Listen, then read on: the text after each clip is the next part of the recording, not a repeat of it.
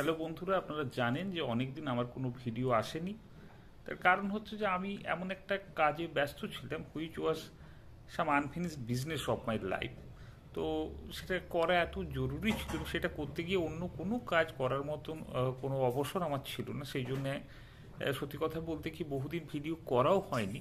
আর এই কাজটা এত দুঃসাধ্য এবং একার পক্ষে পুরো জিনিসটা অপারেট করা এত কঠিন যে সেটা দেওয়ার কিন্তু আমি দিয়ে উঠতে পারিনি দীর্ঘদিন। তারপরে পরেই আমি একটা দুরারোগ্য রোগে আক্রান্ত হই এবং সেই অসুখ থেকে আমি সেরে উঠব এমন একটা খুব সম্ভাবনাও খুব কম। তো ফলে তখন আমি এটা ভেবেছিলাম যে ভবিষ্যতে আর কখনো আমি ভিডিও দেব না।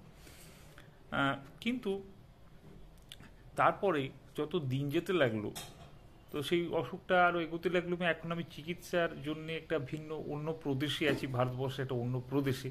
তো রিসেন্টলি কিছু রিপোর্টস এসছে, যে রিপোর্টসগুলো অত্যন্ত খারাপ। তার যেটা আমার রিপোর্টগুলো দেখে মনে হয়েছে বা কনসাল্ট করে মনে হয়েছে যে সম্ভবত আমাকে এরপরে যে কোনো স্টেশনে নেমে যেতে হবে। তো তার তখন আমার এটা মনে হচ্ছে যে আমি আগে যেটা ভেবেছিলাম যে হয়তো আমার পক্ষে আর ভিডিও দেওয়া সম্ভব হবে না, তো এখন সেটা ভেবেছি যে এ জীবনে অন্তত আর কয়েকবার আপনাদের মুখোমুখি হয়। তো সেই জন্যেই যখন নয়ন রহস্যর ট্রেলার এলো, তখন আমি ভাবলাম যে আর একবার আপনাদের সামনে ট্রেলার রিভিউ নিয়ে আসি। হ্যালো বন্ধুরা, আমি Shubhajit and welcome to the new episode of my channel. এর আগে যখন সন্দীপ রায় এটা মন্তব্য করেছিলেন, যখন হত্যাপুরী জাস্ট পরে পরে আর কি, যে তিনি সম্ভবত এই পৈতৃক সম্পত্তিকে তার পুত্রের জন্য কিছুটা রেখে যেতে চান, তখন আমি নিশ্চিন্ত হয়েছিলাম যে যাক, অন্তত পক্ষে ফেলুদাকে নিয়ে আর টানাটানি করা হবে না। কারণ অলরেডি সৃজিত মুখোপাধ্যায় এই নিয়ে কাজ করছেন, অরিন্দম শীল এই নিয়ে কাজ করছেন। এবং সত্যি কথা বলতে কি, হত্যাপুরী দেখে আমার সিনেমাটাকে দেখে খুব ভালো বলে মনে হয়নি। ভালো কথা, যারা আমার হত্যাপুরী রিভিউ দেখেননি তারা কিন্তু আমার চ্যানেলে গিয়ে দেখে নিতে পারে। তো যাই হোক, আমি এটা ভেবেছিলাম যে যেমন ব্যোমকেশকে নিয়ে ঘন ঘন বিনির্মাণ হচ্ছে এবং তার ভিতর দিয়ে আমার যেন কেন মনে হচ্ছে যে মুনাফার জন্য যতই ব্যাপারটা করা হোক না কেন, চরিত্রটার ইন্টিগ্রিটি নষ্ট হচ্ছে। আমি চাইনি যে একটা অন্যতম আইকনিক বাঙালি চরিত্রকে নিয়ে এই ধরনের ধাঁচটামোটা হোক, এবং সেটা হোক স্বয়ং সস্তার ছেলের হাত দিয়ে। কিন্তু পরে যখন দেখলাম যে সন্দীপ এটা ঘোষণা করছেন যে তিনি হচ্ছে যে নয়ন রহস্য করবেন, পরে যখন মুভিটা ফ্লোরে গেল, মানে ব্যাপারটা ফ্লোরে গেল, তখন আমি নিশ্চিন্ত ছিলাম যে এই ব্যাপারটা সন্দীপ করবেনই। এবং তখন কতগুলো ভয় পাচ্ছিলাম ঘটনাচক্রে, সেই ভয়ের ব্যাপারগুলো কিন্তু ট্রেলারের ভেতর দিয়ে ফুটে উঠেছে। দু নম্বর ব্যাপার যেটা, সেটা হচ্ছে যদি আমরা সন্দীপ রায়ের ফিল্মি ক্যারিয়ারটাকে দেখি, তাহলে তার তৈরি করা সিনেমাগুলোকে মূলত দুটো ভাগে ভাগ করা যায়। একটা হচ্ছে যে বাবার গল্প নিয়ে তিনি যে ছবিগুলো নির্মাণ করেছেন, আর হচ্ছে যে তিনি আলাদাভাবে অন্য গল্প নিয়ে যে ছবিগুলো নির্মাণ করেছেন, যদিও তার সংখ্যা হচ্ছে অত্যন্ত কম। এবার বাবার গল্প নিয়ে ছবি নির্মাণ করতে গিয়ে যেটা ওনার বিশেষত্ব, সেটা হচ্ছে এটা কিন্তু সত্যজিৎ করতেন না। সত্যজিতের সোনার কেল্লা অথবা জয়বাবু ফেলুনাতে যদি আপনি দেখেন, তাহলে দেখবেন যে গল্পে, মানে যেটা লেখা গল্প, তার সঙ্গে কিন্তু মুভির মধ্যে একটা ছোট তফাৎ রয়েছে। বিভিন্ন জায়গাতে সেটাকে সিনেম্যাটিক করার জন্য অনেক চেঞ্জ করা হয়েছে। কিন্তু সন্দীপ কিন্তু কখনো সেটা করেনি। সেটা হতে পারে বিখ্যাত বাবার সন্তান হওয়ার জন্যে, মানে বিখ্যাত বাবার তত বিখ্যাত নন এমন সন্তান হওয়ার জন্য সেটা করা উনি করেছেন, বা হয়তো এটা ওনার ফিল্ম মেকিং এর স্টাইল, কিন্তু সেটা তিনি করেননি। তার ফলে হচ্ছে যে নয়ন রহস্য যখন উনি বানাবেন বললেন, তখন বেসিক্যালি নয়ন রহস্যতে কী হবে, যে একজন লোক তার পৃষ্ঠপোষককে মার্ডার করবে। তো আজকালকার দিনে লোকেরা বিশেষত এত ধরনের কম্পিউটারের ব্যাপার স্যাপার এসে যাওয়ার পরে এবং এখন ধরে ডিজিটাল ব্যাপার স্যাপার এসে যাওয়ার ফলে ক্যাশ টাকা নিয়ে খুব একটা ঘোরাফেরা করে ব্যাপারটা কিন্তু এরকম নয়। ফলে আমি ভয় পাচ্ছি যে যদি প্লটটাকে না চেঞ্জ করেন, তাহলে কিন্তু মানে ব্যাপারটা খুব একটা দাঁড়াবে না ছবি হিসেবে। যেমন দেখবেন যে একটা জিনিস খেয়াল করি, যে যদিচ তিনি ফেলুদার হাতে স্মার্টফোন ইত্যাদি দিয়েছেন, কিন্তু সেগুলো কিন্তু ব্যবহার বেশি যে তাদেরকে দিয়ে করাচ্ছেন এমনটা কিন্তু নয়।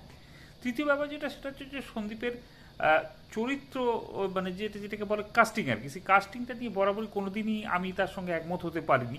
বরাবরই আমার মনে হচ্ছে যে ভদ্রলোক হয় হাইপার কাস্টিং করেন, নইলে হাইপো কাস্টিং করেন। প্রথম ব্যাপার যেটা, সেটা হচ্ছে একই লোককে বিভিন্ন মানে ক্যারেক্টারে, বিভিন্ন সিনেমাতে বিভিন্ন ক্যারেক্টারে উনি কাস্ট করছেন।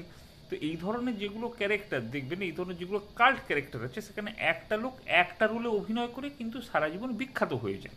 আপনি জেমস বন্ড সিরিজের কিউকে দেখুন অথবা এম কে দেখুন, দেখবেন যে ওরা এগুলো কিন্তু চেঞ্জ করতে চায় না। মিস মেরিপেনিকে দেখুন, এটা চেঞ্জ করতে চায় না। এরকম আরও আছে, আমি একটা জাস্ট উদাহরণ দিলাম। কিন্তু মানে ইভিন সত্যজিৎ এটা করতেন, কেন করতেন আমার জানা নেই, কিন্তু সন্দীপ কিন্তু এটা করেন। তো এখানে যেমন আমি বলতে পারি যে দেবনাথ চট্টোপাধ্যায়কে সুনীল তরফদারের ক্যারেক্টারটাতে কাস্ট করাটা আমার কেন কে যেন একদম সুবিধের মনে হয়, যেহেতু এনাকে তিনি আগেই একটা ফেলুদা ছবিতে মানে ইয়েতে আপনার হত্যাপুরীতে কিন্তু কাস্ট করেছিলেন।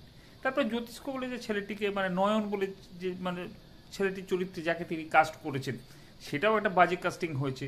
মোহন আগাসেকে হিঙ্গরানির চরিত্রে অথবা পুলকবাবুকে হচ্ছে যে তিওয়ারির চরিত্রের কাস্ট করাটা আমার একটা খুব অদ্ভুত লেগেছে। বিশেষত তিওয়ারির চরিত্রে যে লোকটা কে কাস্ট করা হয়েছে তাকে দেখেই বোঝা যাচ্ছে যে সে বাঙালি, বা তার উচ্চারণ শুনেই বোঝা যাচ্ছে যে সে বাঙালি। এই জিনিসটা একটা আমার পক্ষে এটা কেমন লেগেছে। 3 নম্বর ব্যাপার যেটা, সেটা হচ্ছে যে সন্দীপের মেকআপ নিয়ে আমার একটা মানে খুব ওই মানে বরাবরই আমি এটা নিয়ে কখনো সন্তুষ্ট হতে পারিনি। ভদ্রলোক হয় হাইপার মেকআপ দেয়, নইলে হাইপো মেকআপ দেয়। জানি না কেন এবারে বিশেষ করে যে তারকনাথ ঠাকুর বা ট্রাইনাটোটলনের ক্যারেক্টারে যে লোকটাকে উনি কাস্ট করেছেন, সেই লোকটাকে ক্যারেক্টার থেকে লোকটাকে কেমন একটা জোকার জোকার লাগছে। অথচ এমন বহু লোক এখানে ছিলেন যারা স্ল্যাপস্টিক কমেডির একদম মানে গুলে খেয়েছেন, এবং তার ইচ্ছে করলে উইদাউট মেকআপ এই চরিত্রটাকে অনেক বেশি লিফট করতে পারতেন। আর একটা কথা বলে রাখা দরকার, সেটা হচ্ছে এই যে নয়ন রহস্য কিন্তু একদম ফেলুদা সিরিজের শেষ দিকে লেখা গল্প, যেখানে ফেলুদা ভেটারান হয়ে গেছে। তোতা রহস্য, অদৃশ বর্ধনের ডায়েরি, এরকম বেশ কয়েকটা গল্পের সঙ্গে এই গল্পটা এই হয়, এবং এই গল্পটা মানে বই হিসেবেও যখন আমাদের সামনে আসে তখনও সত্যজিতের মৃত্যুর পরে। কাজে এখানে ফেলুদার কিন্তু যথেষ্ট বয়স হয়েছে। এবার ইন্দ্রনীলকে এই চরিত্রটাতে কাস্ট করার ফলে এটা হয়েছে যে যখন উনি মানে সুনীল তরফদারকে বলছেন যে চলো সুনীল, তখন ব্যাপারটা কেমন যেন দাঁড়াচ্ছে যে একটা অল্প বয়স্ক লোক একটা বেশি বয়স্ক লোককে হ্যাঁ মানে নাম ধরে ডাকছে বা এই ব্যাপারটা করছে। কিন্তু ভেটারেন ফেলুদার গল্প কিন্তু এটা নয়। কেন কে যেন আমার অনেকদিন বাদে রঞ্জিত মল্লিকের কথা মনে পড়লো। রঞ্জিত মল্লিক একবার একটা ইন্টারভিউয়ে সম্ভবত 2007 অথবা 2008 সালে, যখন তিনি ফিল্ম ইন্ডাস্ট্রিকে প্রায় ছেড়ে যাচ্ছেন সেরকম সময় ফেলুদা করতে চেয়েছিলেন, এবং তখন বলেছিলেন যে আমার জন্য বেস্ট গল্প হচ্ছে নয়ন রহস্য। তো কিন্তু এক্ষেত্রে তোর ডিরেক্টরের স্বাধীনতা আছে, এবং সত্যি কথা বলতে কি সত্যি সত্যি ফেলুদা সন্দীপবাবুর পৈতৃক সম্পত্তি। আর এই সমস্ত কথাবার্তার পরে আমি এটা বিশ্বাস করি যে সব ভালো যা শেষ ভালোতা, শেষ ভালো যা সব ভালোতা। তো যাই হোক, দর্শকরা ক্ষমা করবেন। আমি আশা করব যে সিনেমাটা অত্যন্ত ভালো সিনেমা হিসেবে সামনে আসুক। খুব ড্রামাটিক যে ফেলুদার গল্পগুলো, তার বেশিরভাগই আর এখন সিনেমা করতে বাকি নেই। আর ছোট ছোট যে গল্পগুলো আছে, আমি আশা করি না যে সন্দীপবাবু সেগুলো থেকে একটা খুব জমাটি ধরনের ফেলুদার ছবি করতে পারবেন। ফলে এটা একদম শেষ দিকের ফেলুদার বিনির্মাণ চলছে। তো আশা করবো যে এটা অত্যন্ত একটা ভালো ছবি হয়ে আমাদের সামনে আসবে, যে ট্রেলারটা যেমনই হোক না কেন। Have a good day.